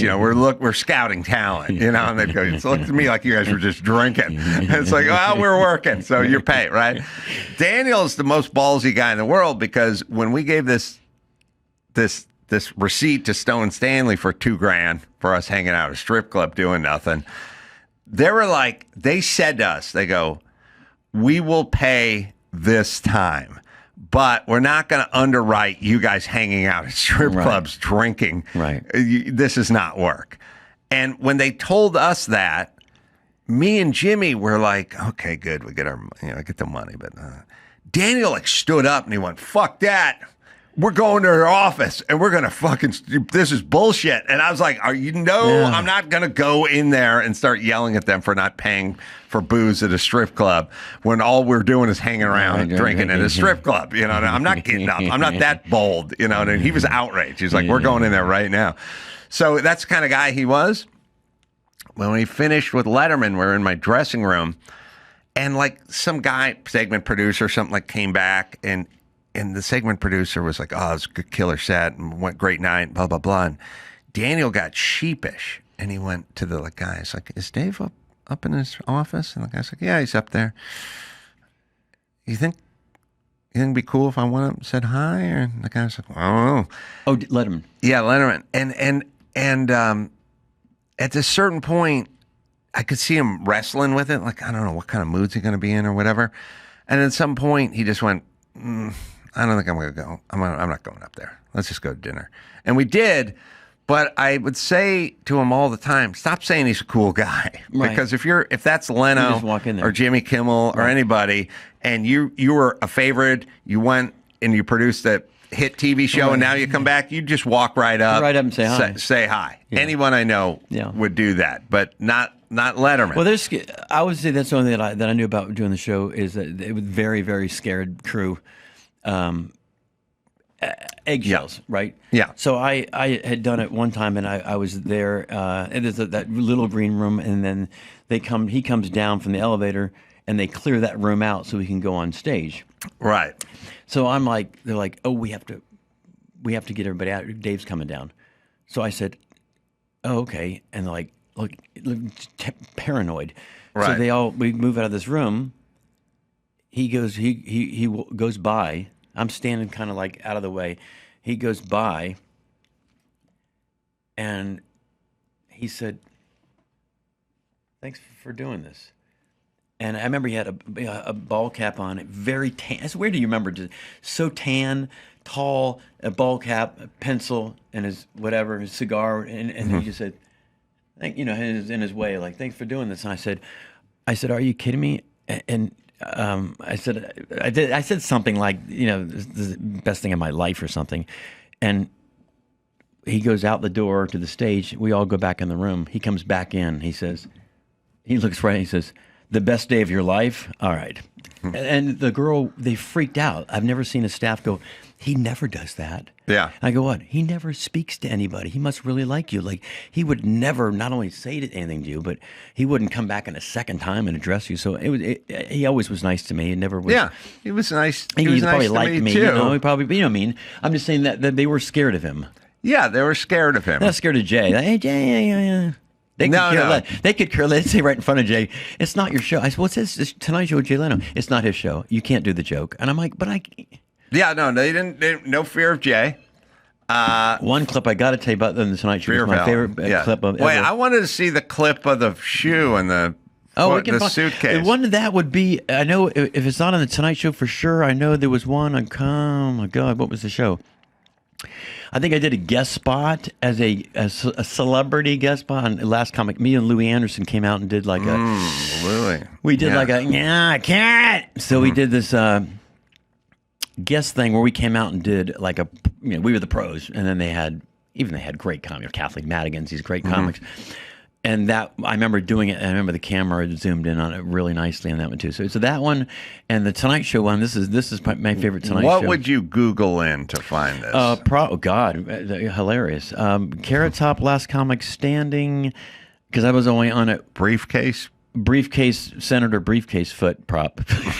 Okay. I mean, it might come up. Was Mel Gibson the other guest On the Tonight Show? Yeah. Yeah. Yeah, he was? Yeah. All right, then it might be on that one. Probably found that episode. Yeah. Yeah, that was. I still never got to the bottom of it. The guy's in a Minneapolis airport bathroom. No one ever got to the bottom. I mean, the guy got to the bottom of something. But yeah, I just thought this is a prop. I got to do it. Yeah, Mel Gibson was, because he had a kiln, and I came out with a kiln. You found it? All right, let's see if we can find it. All right, let's see if we can see how the camera works on the. What year would you estimate this to be? Yeah, 2005. 2005. 2005. Is that late? I don't know. 95? 95, yeah. Off by full I'm old. decade. I'm old as dirt. Shit, could be 90. I was on with Jack Parr. All right, let's see if we can find this. The other one, while we look for it, I'll tell you was. And your dad built this. Yeah. That is so cool. And he overnighted it to you. Yeah. Strapped it to a 747 and glided it right into the studio. Jesus Christ. Listen, let me say something about parents and dads and stuff I want to say. I get a lot of people going, I didn't get anything. My dad's always at work or something. It was tough on me or whatever, something. And then they start telling stories, and it doesn't sound that bad. Yeah, it sounds right. pretty, No, I know. It sounds pretty good. Right, it wasn't. I mean, Dad was a hard ass, but it worked out. I mean, I worked, my brother, we both worked out. We did okay. I think the discipline is actually very important. And that's why I think we did. Yeah. All right. I mean, if I did home school and I didn't, was home by streetlights out, I was getting my ass whooped. No. There's a reason for it. It's good. All right. Sorry. The clip. Here it is. See if they got it. Simply Safe. Wow. An ounce of prevention is worth a pound of cure. That's what my grandpa used to say. That's how Simply Safe thinks. I use Simply Safe because it actually stops crime before it starts. Imagine that. A little prevention. Their Active Guard outdoor protection has these AI cameras and real people watching your place. So if some creep is lurking around, the agents can talk to them, flip on the spotlight, even call the cops right then, not after your stuff is gone. No contracts, no hidden fees. None of that nonsense. Over 4 million people trust Simply Safe. 2 eyes in there. So it's not just me. It's other smart people as well. Plans start at about $1 a day. You get a 60-day trial. You can try it out for 60 days. Money back if you don't love it, but you're going to like it. It's Simply Safe, right, Dawson? Head to simplysafe.com/Adam to claim your discount and make sure your home is safe this season. Don't wait. This offer won't last long. Keep your home, your family, and your peace of mind protected with Simply Safe. There's no safe like Simply Safe. My next guest, an inventive comedian who's taken America by storm. He can be seen at the Taking America by Theater in storm. Cincinnati, Ohio on June 2nd. Please give a warm welcome to Carrot Top. Oh, God, I'm probably 12 in this. Hi, everybody. Oh, I had a kilt. See, he had a kilt on. He had Oh, a you kilt did the on, and I kilt. came out in a kilt, but then I made it a prop. Look. Wait, I make it a prop. See that? How did you do the kilt that fast? Well, watch. I had it watch. I made it backstage. I said, night kilt, and then I made him into pants. As you can see, not all men look good in dresses, as you can see. Because he had this big hairy legs. Wow. I come from North Carolina, though. If I was caught wearing a dress, I'd be killed. So I made this. It's an invention. You just pull these things down like that. My like and you voice, have I'm pants. talking like, hey. Oh, that's funny. I made it right for the show, yeah. All right. I got tons of stuff. I hope as they- usual. I hope Check they it out. have the This is briefcase. so dogs won't sniff your... Well, anyway, I think you have the point there. I don't even know what that Get is. down, boy. What? Get down. Get down. That's no, a all right, one time. spaghetti Okay, get down. colander on a belt. Yeah, but I don't know what the hell the joke was. This is Dog's the not dogs sniffing won't your do junk. me. But anyway, Oh, and that's one for me. Okay, because I have yeah, a the small small dick. one for See, T. yeah, Hold okay. on. I hope the briefcase one comes because it's. Here's a real. baseball bat for replacement players so they'll get a hit. Come on now, hit the ball. Oh, I had a better one Come though on, because he used to have a clacker on it. Oh, Kill. replacement. I There got must have been another a one too. I strike just made thing. this one. This is for really bad baseball players. This way they sound like they get a hit at least. And see, the drummer shouldn't have hit the fucking cymbal when I did You it. see? are 100% right Where'd he go? because it's I took the punchline was the crack. That way you never strike out. You always get a foul tip. I hit it. I hit part of it. I hit part of it. I hit part of it. I was 9. I hit part of it. And of course, baseball is back, but attendance is way down. I know, So I I've made watched the this whole for fans set, to wear at the jeez. park. This way, there's more people in the audience. Come on, All right, you can fast forward Yeah, to... see if we can find. Yeah, see if we can find. I don't mind watching this, but I do Your want to see your the audience briefcase. is probably yeah. Yeah, it's a visual. No, the briefcase is. Hopefully, it's.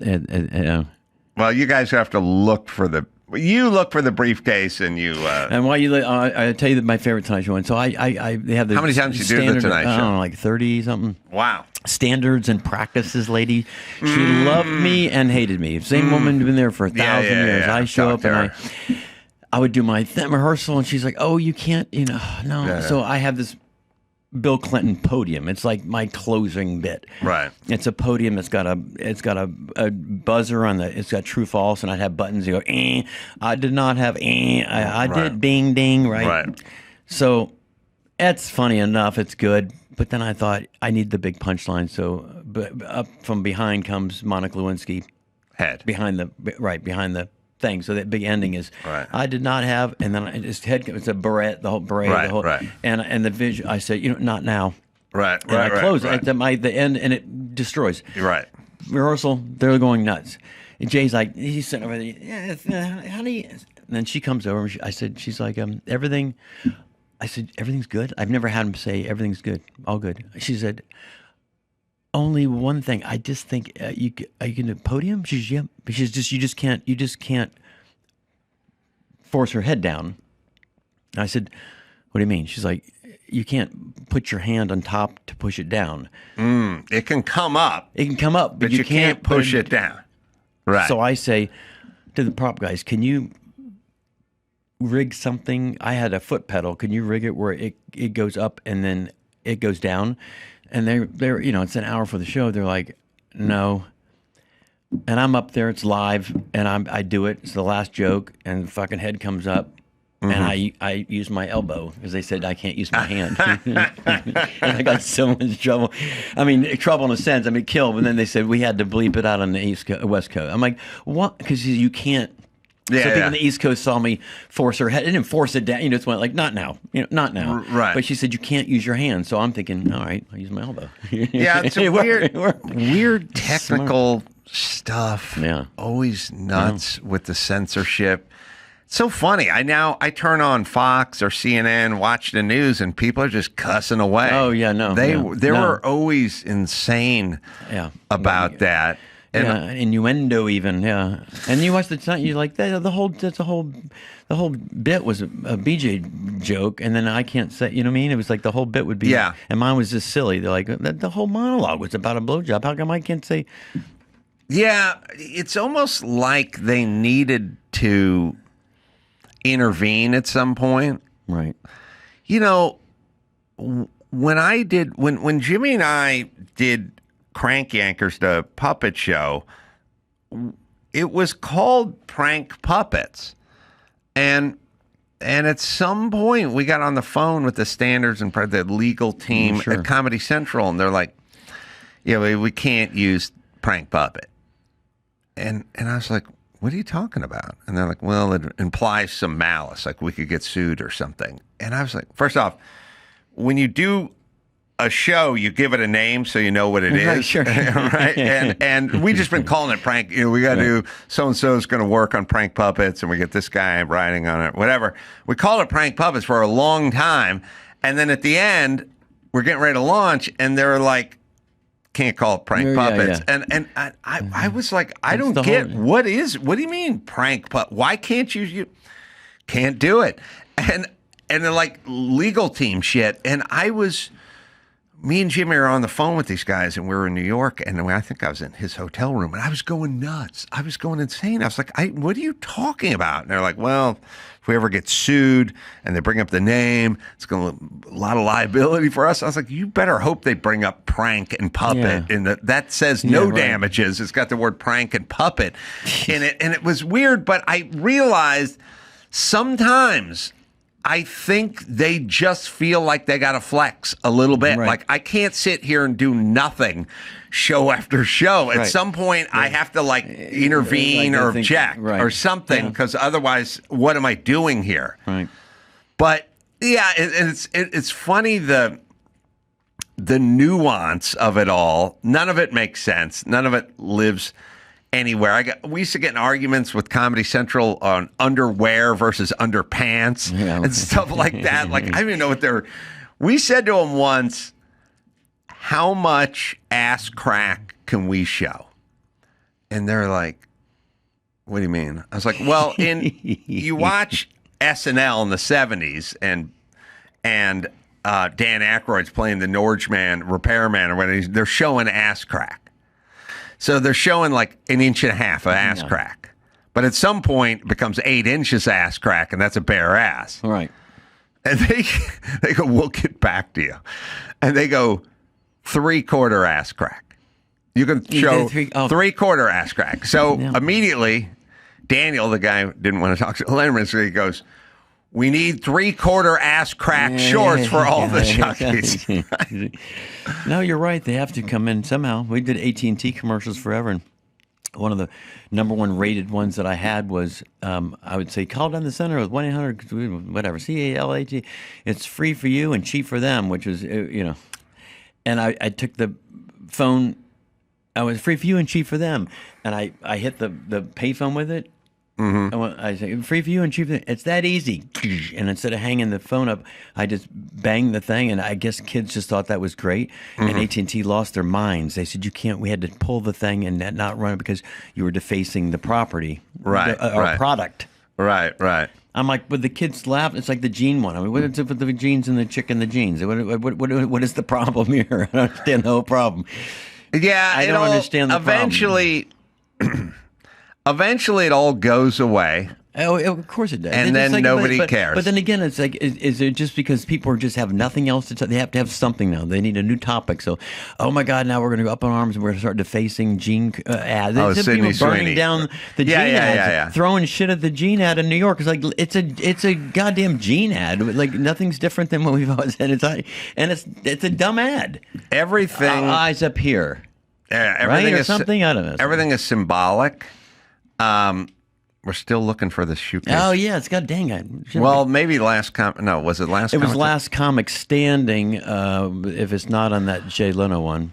Well, so here's the thing: we live in a society that doesn't really have problems in the sense that poor people have cell phones and big screen TVs and can eat sushi. You know what I mean? Like poor people used to traditionally not be able to participate in lots of things. But if you have a cell phone, you're pretty much richer than anybody who was around 50 years ago. I mean, in terms of your life, like it's a device that's insane.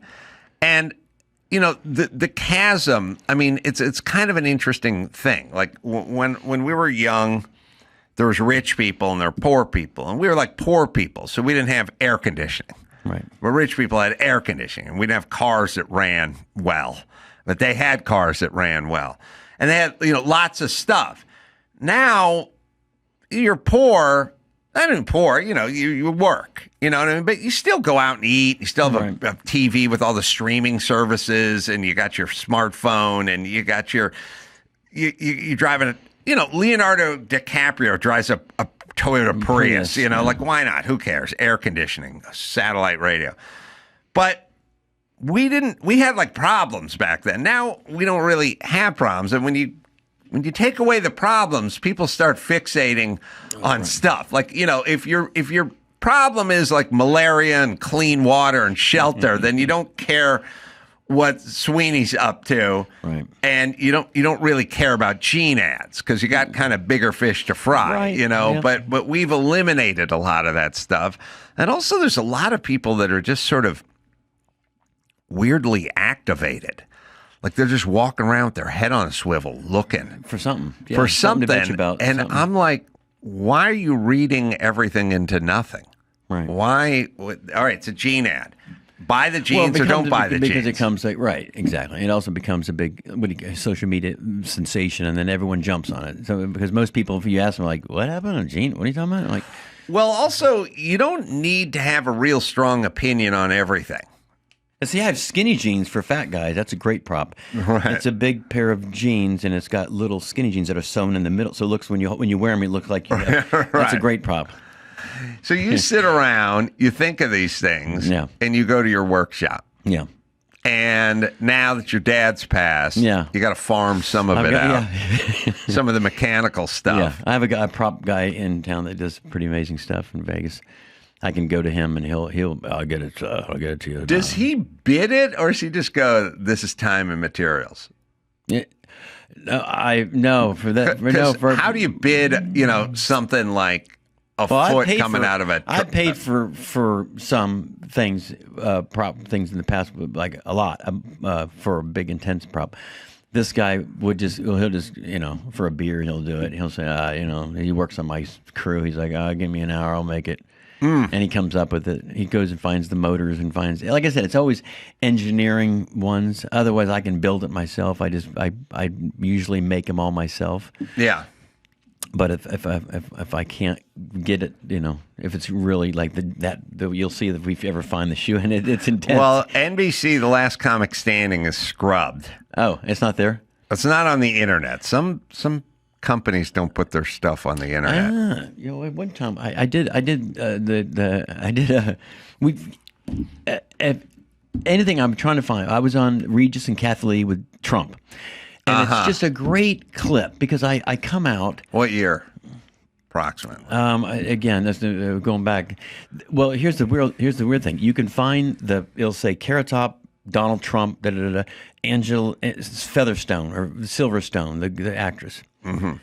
But there's no clip. Oh, so they have the thing. So I called ABC and I said, I've been doing that show, Kelly, whatever, Regis, and whatever. Now it's called.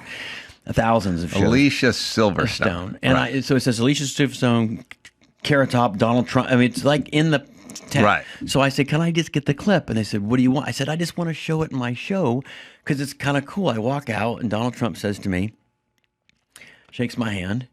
And I said, it's great. I said to him, it's great to be on a show where I don't have the dumbest hair. And he just thought that was the crazy. And he went, what? And everyone laughed. And he made me like touch his hair. Like he kept. I said, no, I'm good. No, touch it.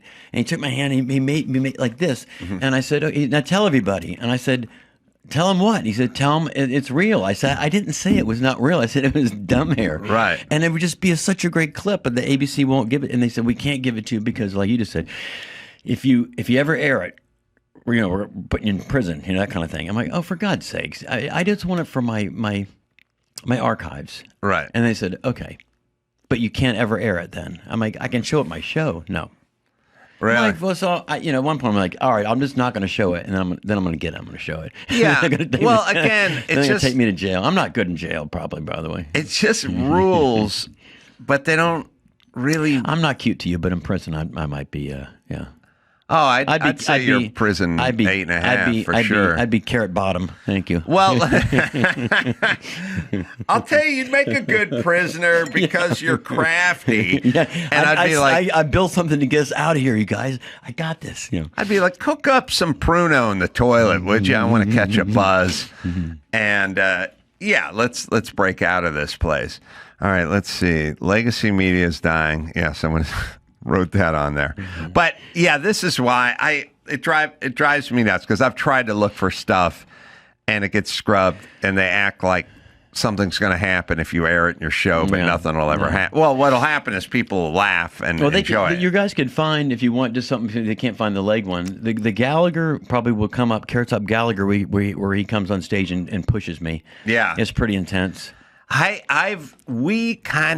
Somehow we got hold of Gallagher late in his life, and he was building some sort of trapeze on his property where he like bungeed himself like back and forth, and he just kind of lost it. Yeah, I guess. And at the end, it seemed like he got angry, and it just it's also weird and sad. You know what I mean? That you have to be. I was just watching this Beach Boys doc I was telling you about. Like somehow, Brian Wilson's dad sold all the publishing rights to all the songs and never informed anyone, and sold it for $700,000, probably worth $100 million.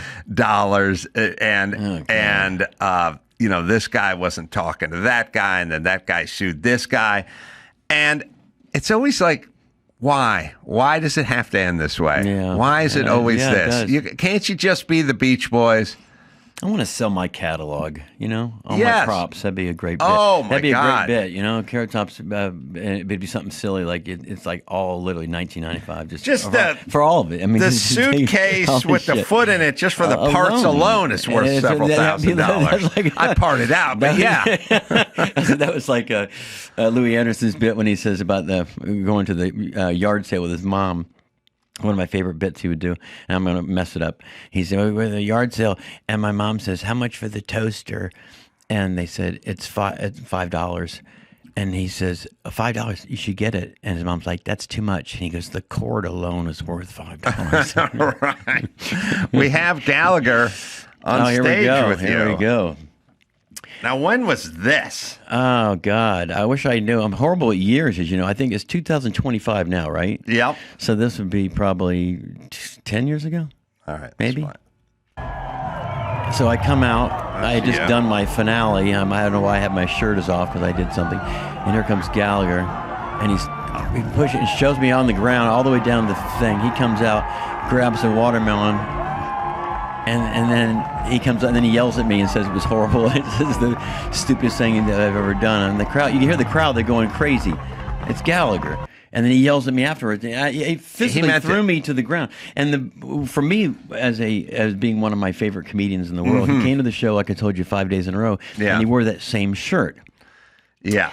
And he had not only holes in it, there was like food on it. He was a wreck. He was in decline. And I said, hey, and I could never say this I'd say, hey, if I got you I didn't want to say, you've been in the same shirt 5 days.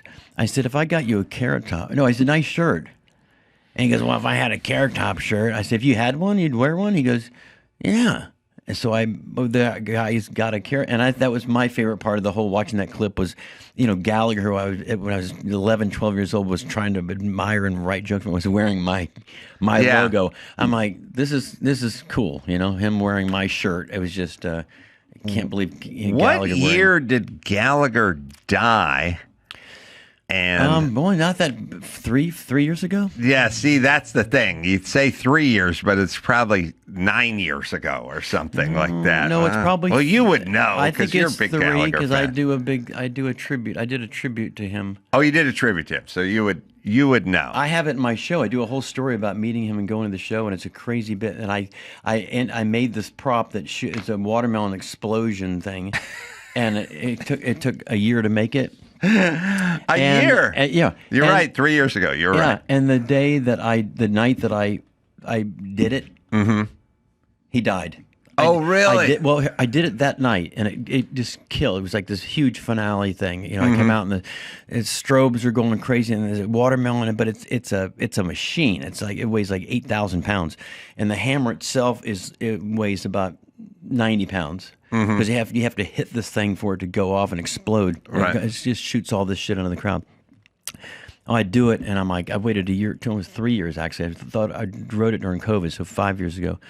So I finally do it. Boom! It's this amazing ending, and we're all backstage going, "Holy moly! This is a great ending to the show." Now I woke up the next morning and my phone was blowing up. Gallagher died. Gallagher died. Gallagher died. And I remember thinking, "You got to be kidding me!" Because I was just going to invite him out to see it. Really? And I make jokes that night. I said, he's either going to love it or he's going to sue me. Right. Because that was him. Right. He'd go, I don't get it. And I'd say, it's an homage to you. He would say, I don't get the stupid, why are you hitting a water? Because I tell the whole story about you and then the thing. And then he just wouldn't have gotten it. He probably would have been really angry with me. Jimmy Kimmel and I wrote a full-length feature screenplay called Kill Gallagher. Oh, how great. Yeah. I love it already. Kill Gallagher. It was a crazy story. I've said it a few times. I won't bore everybody. But it was basically some impoverished tribe that was in some sun-blasted part of Africa. And it started with all the dead crops and everything. It hadn't rained in a year, and everyone's impoverished and everyone's emaciated and whatever. And it actually began because there was a band called Dishwalla. Yeah, I remember that. And they came in to Loveline once, and Drew said, "Where'd you get the name Dishwalla?" And they said, "Well, that's what they call the guys who set up the satellite dish in these faraway, impoverished places. And one guy's a satellite." And all of a sudden, they're in this no man's land. All of a sudden, they're watching Dynasty and Falcon Crest and stuff. And it's just got to be weird.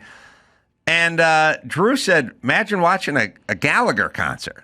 Yeah. And it's all these people emaciated, no and food, everything's crap, and he's holding up. And so the thing was like, he'd hold a giant watermelon up, and the whole village would be staring at the TV. She's going, oh, yes. And he'd put it down and like, what? And then he'd mash it. Yeah. And at some point, they were all outraged. Right. And they were like, this is insane. And they really thought he was like a produce smashing god. And he was the reason they had drought, no rain, and whatever. Like if they could get rid of, you could still make that. And they took the fucked up, the one fuck up brave, the screwed up guy, and they're like, give him all our belongings, go find him in Las Vegas, and go kill Gallagher. And go kill Gallagher. I like it. That's a good movie. Simultaneously, have you?